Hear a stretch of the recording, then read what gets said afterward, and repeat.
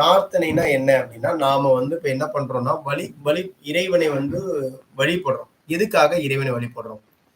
ஏன் இறைவனை வணங்குறோம்? இறைவன்கிட்டேருந்து நமக்கு என்ன தேவைப்படுது? எனக்கு நெறைய செல்வம் வேணும். எனக்கு நெறைய ஆரோக்கியம் வேணும். எனக்கு நெறைய நிம்மதி வேணும்.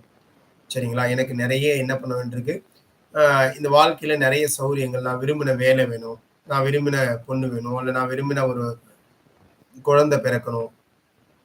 என்னுடைய விருப்பமானவங்கலாம் நல்லா இருக்கணும். எனக்கு பிடிச்சவங்கலாம் ஆரோக்கியமா இருக்கணும். அவங்களுக்கு எந்த குறைகளும் வரக்கூடாது. எந்த சங்கடங்களும் அவங்களுக்கெல்லாம் வரக்கூடாது. இந்த மாதிரி தான் நாம வந்து பிரார்த்தனை பண்றோம்.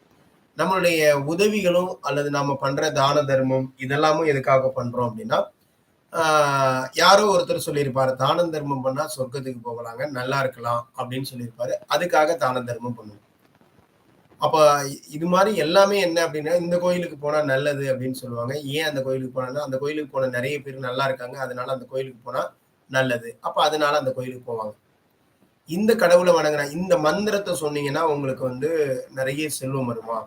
அப்படின்னா உடனே நம்ம அத சொல்லுவோம். சரிங்களா? அது அது எதுக்காக சொல்றோம்? ஏன் சொல்றோம்? அதெல்லாம் யோசிக்கிறது இல்ல. இத சொன்னா நல்லது அப்படின்னு சொல்லியிருக்காங்க. சரி சொல்லலாம். சரிங்களா? அப்போ அது மாரி எல்லா இடத்துலயும் இந்த மாரி தான் நம்ம என்ன பண்ணிட்டு இருக்கிறோம், நம்மளுடைய பிரார்த்தனை அப்படிங்கிறது எப்படி இருக்கு அப்படின்னு கேட்டா, நம்மளுடைய தேவைகள் சார்ந்து இருக்குது. நம்மளுடைய கஷ்டங்களை சார்ந்து இருக்குது. நம்மளுடைய சவால்கள், நமக்கு வரக்கூடிய அந்த பிரச்சனைகள்லேருந்து நம்ம வெளிப்படுறதுக்காகவும், அத கிட்டத்தட்ட நம்ம யாரோ ஒருத்தர்ட்ட புலம்புற மாரி அங்கேயும் புலம்புறோம். இப்ப நம்ம இங்க யாரோ ஒருத்தர்ட்ட பக்கத்துல புலம்பிட்டே தானே இருக்கிறோம். இந்த புலம்பல்களை இறைவனிட்டயும் அதே புலம்பல்கள தான் நம்ம பண்றோம். அப்ப இந்த மாதிரி தான் நாமெல்லாம் இதுவரைக்கும் பிரார்த்தனை அப்படிங்கிற ஒரு விஷயத்த பண்ணிட்டு இருக்கிறோம். ஆனா பிரார்த்தனை அப்படின்னா என்ன அப்படின்னா, இப்ப பார்த்தீங்கன்னா, அந்த பிரார்த்தனை எதுக்குள்ள இருக்குது? அந்த அந்த மாரி ஒரு எப்படி ஒரு ஒரு உண்மையான இந்த உலகத்துல இருக்கக்கூடிய இது எல்லாமே பொய், மாயைன்னு தெரியும். ஆனாலும், இந்த உலகத்துல சில உறவுகள வந்து நம்ம வந்து அப்படிதான் நேசிப்போம். அந்த மாரி ஒரு உண்மையான ஒரு காதல் இருக்கும் அவங்க மேல. அவங்க பார்க்கணும், அவங்க கூட பேசிட்டு இருக்கணும். அவங்க வரல, அவங்களுக்காக ஏங்குவோம். அவங்கள பார்க்கணும் அப்படின்னு.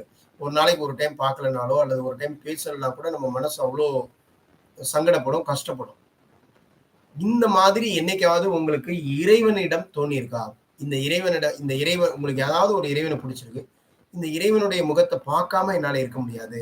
அவன்கிட்ட போய் கொஞ்ச நேரம் அவன் முகத்த பார்த்துட்டு இருந்துட்டு வந்தா தான் எனக்கு புடிக்கும்.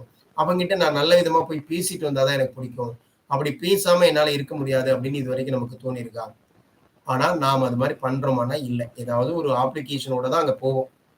அப்படி இல்லாம, எந்த அப்ளிகேஷனும் இல்லாம, எந்த எதிர்பார்ப்பும் இல்லாத பிரார்த்தனையா இருக்கணும். எப்படி எந்த எதிர்பார்ப்பும் இல்லாத அன்பு இருக்குதோ, அதே மாரி உங்களுடைய பிரார்த்தனை. உங்களை படைத்த நீங்க அவனுடைய ஒரு அம்சம் அப்படின்னா, அத பத்தி நெனச்சு பார்க்கக்கூடிய ஒரு ஒரு தருணம். அவங்கள எண்ணி பார்க்கக்கூடிய ஒரு அற்புதமான அந்த தருணமா அது அமையணும். அதுக்கு தான் அந்த பிரார்த்தனைய நம்ம சொல்லிட்டு இருக்கிறோம்.